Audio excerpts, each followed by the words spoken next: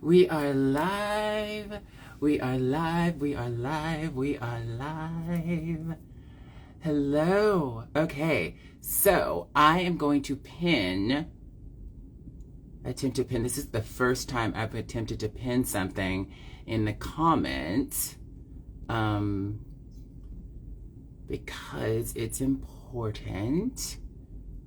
Hello, everyone. So I've sent that comment. Now I want to attempt to pin that comment. Pin comment. Boom. It's pinned. Hello, everyone. Hello, everyone. Hello, everyone. I haven't been live in a minute. Girl, I've been up to some things. I have been in Georgia for the past 2 months shooting a television show called Clean Slate. Some of you know about it. For Amazon Freebie. Clean Slate is the realization of a dream I've had for about 15 years. I co-created the show, executive produced the show, and star in the show. It is the first scripted television show that I've produced and starred in. I've produced many non-scripted and documentary projects. This is the first scripted project that I've gotten to produce, and it's been a long time coming, a dream realized, and I'm really excited. But like, that took all of my focus and took a lot out of me, but it was so incredibly rewarding. So I have been on social. Ben Vereen, Mr. Vereen, hello. Oh, Ben Vereen is in the chat. Oh, hi. Oh, I got to work with the legend Ben Vereen in Rocky Horror, and hi. Hi, Ben. Thank you for joining me. So I've been working, and it's been such a glorious thing for me to get to tell the stories that we tell in Clean Slate, particularly during these troubling times. For me, my whole life, art has been the thing that has saved my life. And I know activism is a huge part of like what I do and how a lot of you know me, but I am an artist at heart. And the thing that makes sense to me most is being creative. The thing that is healing, that is therapeutic, it's being an artist. And what a blessing to get to be an artist right now. And so that's where my focus has been. But I did pin to the top of this live the campaign for Southern equality. The campaign for Southern equality.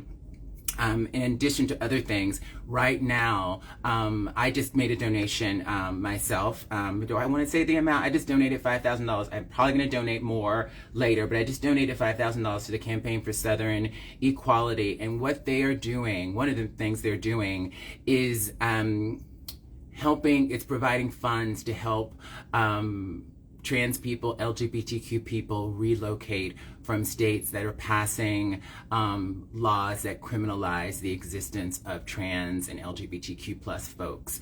I was just in Savannah, and some of my coworkers met a couple.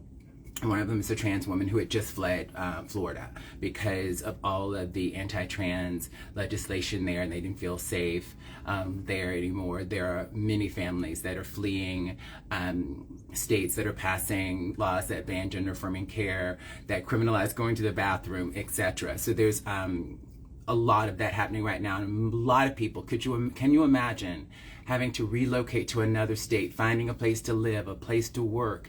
How insanely difficult that would be, just financially and emotionally. And the campaign for Southern equality is helping people do that work, because unfortunately it is necessary to relocate from these states that are passing these horrible laws. So part of the reason I also have not been going live or even talking about this stuff is that it's so emotional for me. Even with all my privilege and all the lovely life I get to lead, I'm still trans, and I still love my community. And the fact that there are children and families like fleeing states because their existence is being criminalized is devastating. And it's I can't talk about it without wanting to cry. And so this is the context of Pride 2023.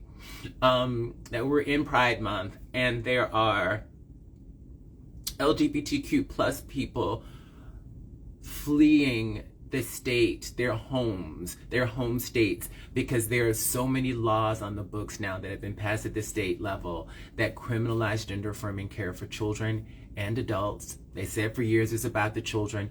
It's never been about the children. It's been about banning the existence of all of us in public. I've been saying it for years, and it is coming to fruition right now. The way the laws targeting drag queens essentially are written so broadly that they can also be used to apply to trans folks existing in public. It is a coordinated effort to erase us from public life, and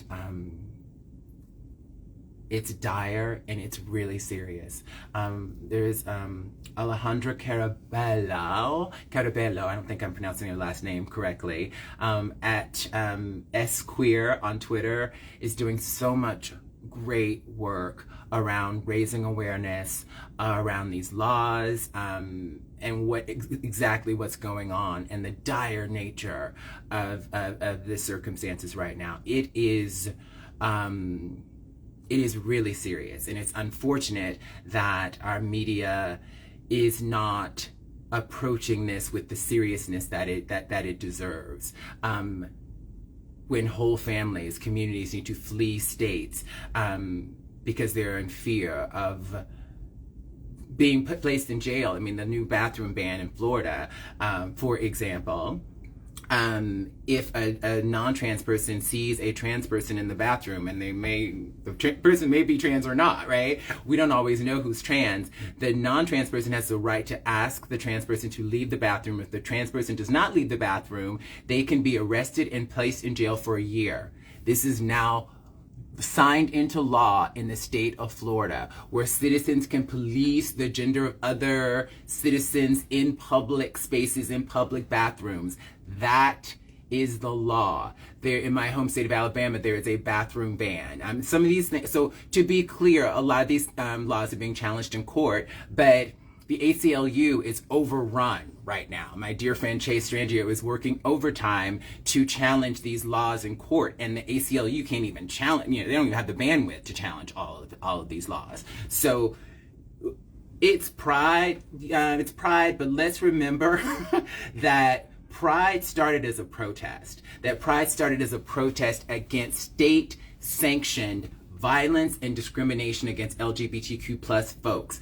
The patrons of the Stonewall Inn were routinely, queer bars were raided, and there were cabaret laws, and there were anti-cross-dressing laws, right? So if you were cross-dressing, not wearing at least 3 articles of clothing associated, some of us know this, some of us don't know this. If you were not wearing at least 3 articles of clothing associated with the gender you were assigned at birth, you were arrested. Same-sex dancing was illegal. Obviously, there were sodomy laws on the books that criminalized LGBTQ plus folks, and they were taken to jail. They were often taken to jail, and they were sick and tired of being targeted this way, and they fought back. And so in 2023, as we go into Pride Month, and there's all these conversations about like corporations doing this and that, and I've done my corporate partnerships, let's remember that at the end of the day, this is about us fighting back against state-sanctioned discrimination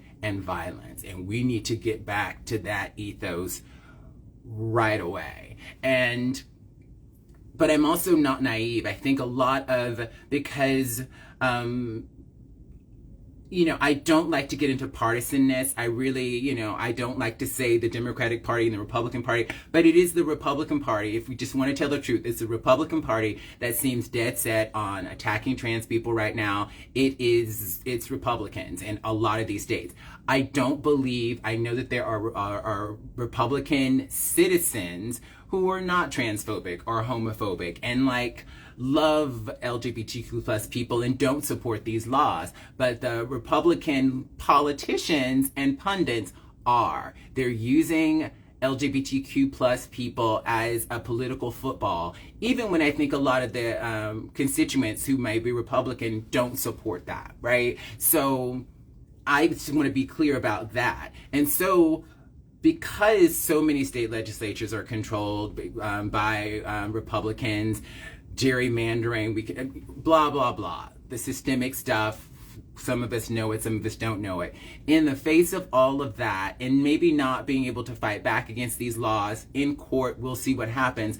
How do we be in community with each other? How do we give each other hope and space? And what the beautiful thing about being LGBTQ plus, for those who identify as queer, I don't, but I am trans and I am LGBTQ plus, we have a history of being there for each other. We have a history of creating chosen family, of sheltering and protecting each other in a society that has been hostile. And so in these moments, this is community cannot just be a catchphrase. It has to be something that we live and that we do to support.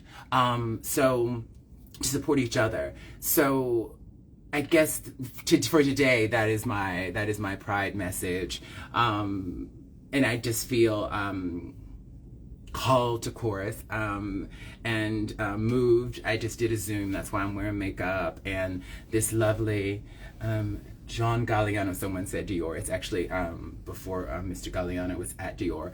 It's from his 1994 collection, 94, maybe spring 95, that came out in 94 collection. So it's lovely. I'm in my vintage bag now. Anyway,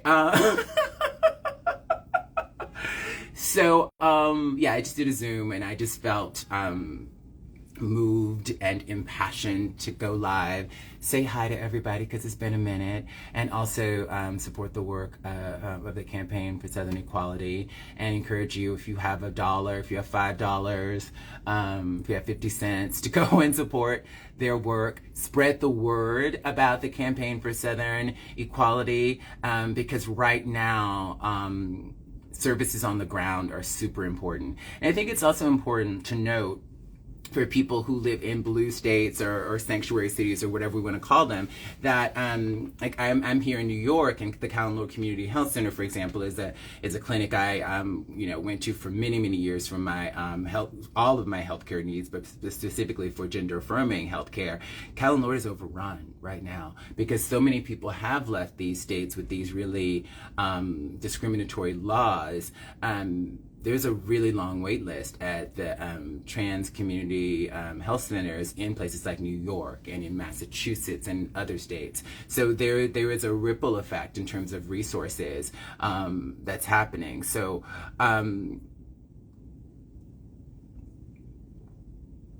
it's very dire, but I'm always in a space of both and. What else is true, right? What else can we hold on to? And for me right now, it's been being creative. It's being an artist, creative in whatever way I can be. Always being in love and passion, and not allowing myself to become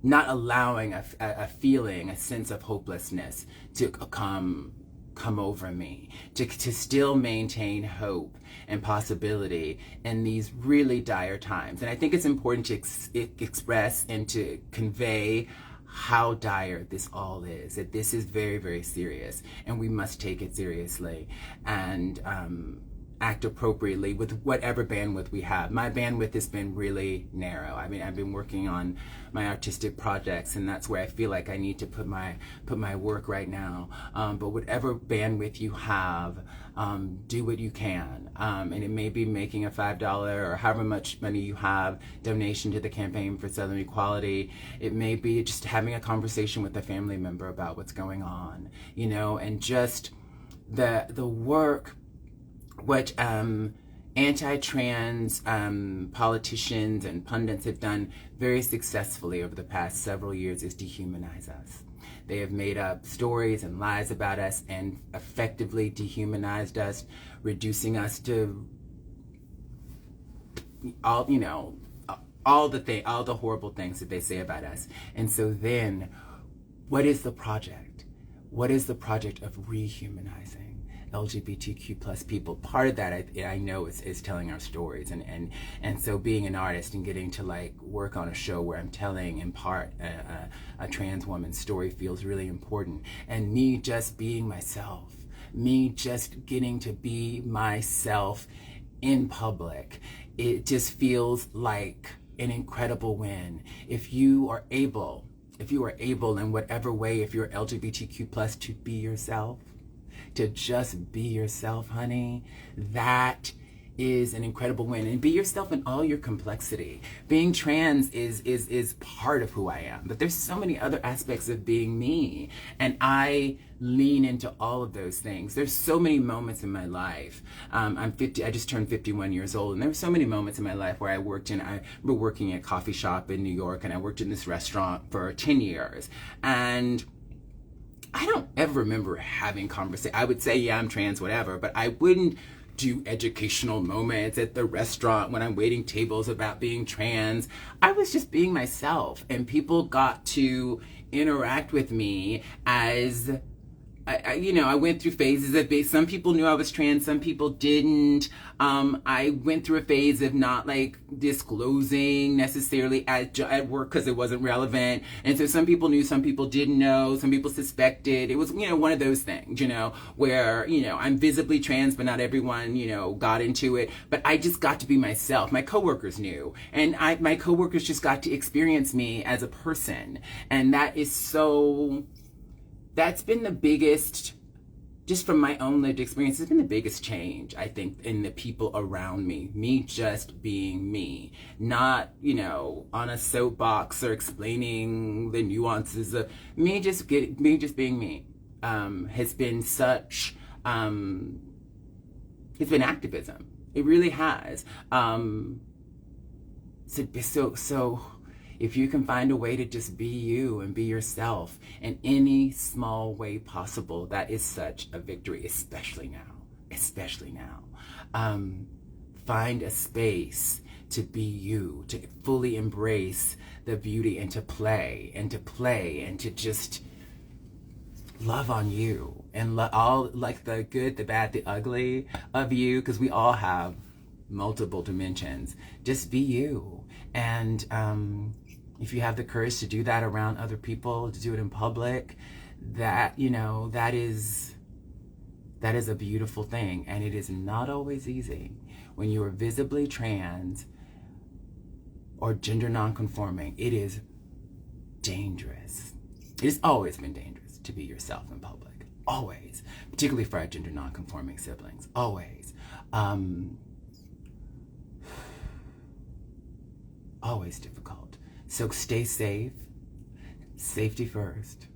Stay safe, honey. Stay safe out there, because we need you. We need you alive. We need you. We need your beauty. We bring so much beauty and light and enlightenment to the world, and the world needs us.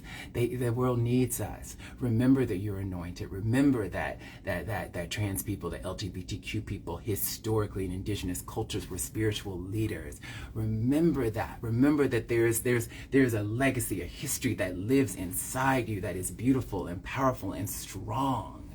Know that, and stay as safe as you can, so that you can be here on this planet and let that beautiful, beautiful light shine. There's a fun project, a creative project that I have coming out. Teaser. I teased a little bit yesterday. That's coming out next week. Yeah, summertime. It's all about summertime right now. I'll say that. And I'm really excited about it. And it was a way for me to go and be creative and express and be an artist. And I really, really need to do that right now more than ever. And so whatever it is that gets you through, that's not hurting anybody, do what you gotta do to get through. And luckily I have being an artist. So do what you gotta do to get through these times. Be there for each other as much as possible. Be there for yourself first. Take care of yourself, set boundaries. And if you have the capacity, stand up, fight back, do it with love, do it with empathy, and be there for each other. Campaign for Southern Equality. Campaign for Southern Equality. We gotta be there for each other.